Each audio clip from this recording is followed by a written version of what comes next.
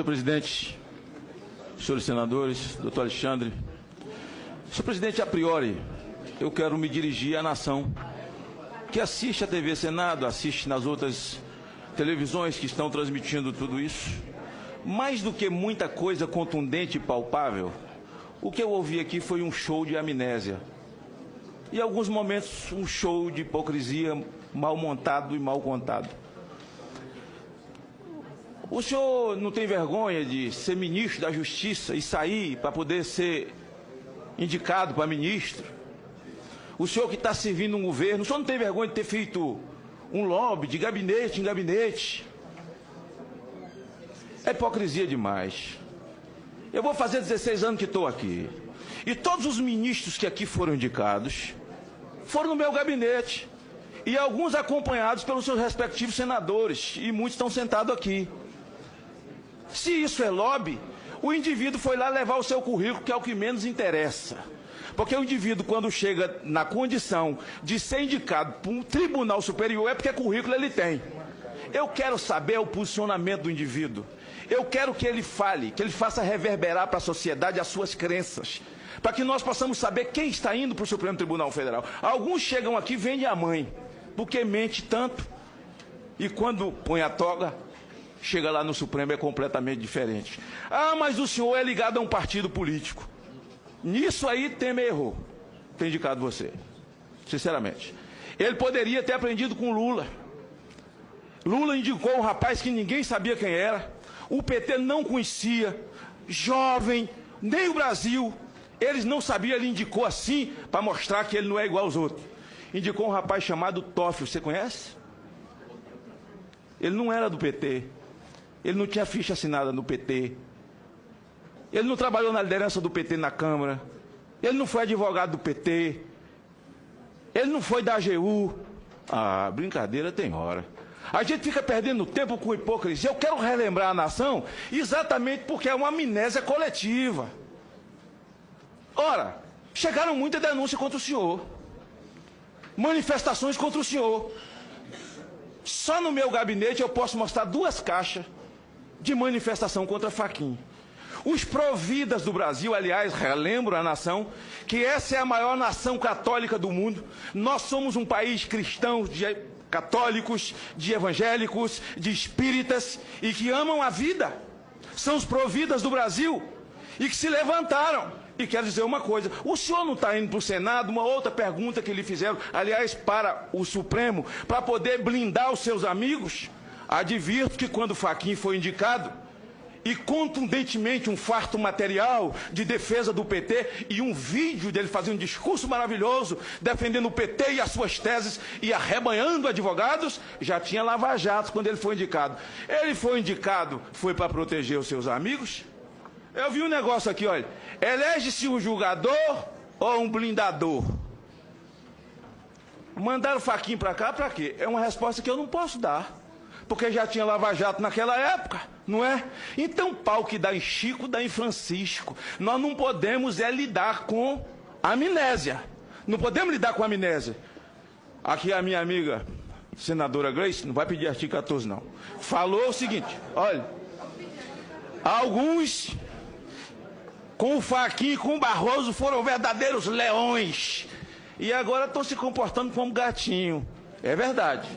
Eu vou continuar como leão, vou lhe perguntar, mas confesso, a Vossa Excelência, que eu continuo um gatinho, eu. Olha,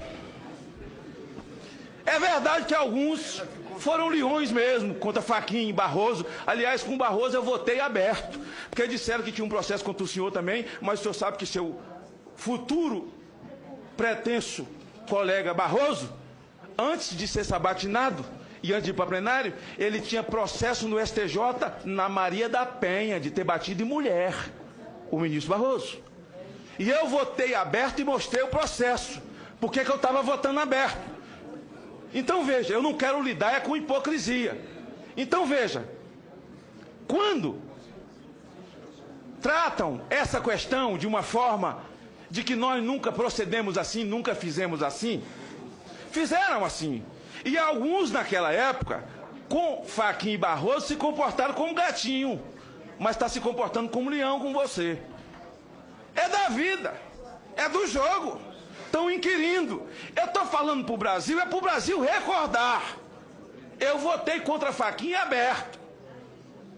E ele disse uma coisa aqui, senador, o que eu falei, depois que o homem põe a toga, é tudo diferente. Não, não se separa um homem das suas convicções.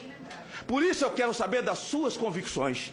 Eu quero que o senhor reverbere as suas convicções, para que fique gravado aqui em mim e na nação brasileira, porque o povo brasileiro não tão somente perdeu o respeito pela classe política, mas perdeu o respeito também pelas cortes supremas desse país, pelo judiciário, até pelo abuso de poder. Pergunta o senhor, pode um ministro monocraticamente enquadrar um poder? Agora a Câmara foi enquadrada por Fux, que é meu amigo faixa preta de jiu-jitsu. Pode o Senado ser enquadrado por um ministro numa decisão monocrática? Aí não é democracia, nós não temos separação de poderes. A nação não pode pagar pelas convicções. Vossa Excelência disse aqui que naquilo, eu vi isso pelo rádio, onde envolver ou processos, ou onde Vossa Excelência militou como advogado, se julgará impedido. Parabéns, porque o ministro Barroso advogou para a Marcha da Maconha e para ONGs abortistas, e ele tem que se julgar impedido dessas matérias que são caras para uma nação cristã nesse país. Passo a perguntar. Alguns pontos, pode anotar. Quero ouvir com a claridade desse momento que Vossa Excelência pensa sobre o aborto. A sua posição, porque para nós é muito cara, porque aborto é assinte contra a natureza de Deus. Drogas. Se esse não é o momento de nós discutirmos ou rediscutirmos o nosso modelo de segurança nacional, porque o nosso modelo hoje de segurança nacional constitucionalmente não cabe no que nós estamos vivendo, e o que nós estamos vivendo necessário se faz que as Forças Armadas se façam presentes. Vamos rediscutir esse tema. Pergunto a Vossa Senhoria, o CNJ foi criado por essa casa. O CNJ é como um tribunal para julgar causas éticas, comportamento éticos ou não éticos de magistrados, como o Conselho do Ministério Público, julgar comportamento éticos e não éticos. Mas parece que o CNJ tomou outro rumo, porque o ex-ministro Joaquim Barbosa, que também foi indicado pelo PT, Joaquim Barbosa, ao chegar na presidência, e certamente se aprovado for com a idade que tem, será presidente do Supremo pelo menos umas 2 vezes, vai dar umas 2 voltas com a idade que tem, vai ficar lá uns 26 anos. Será presidente do CNJ.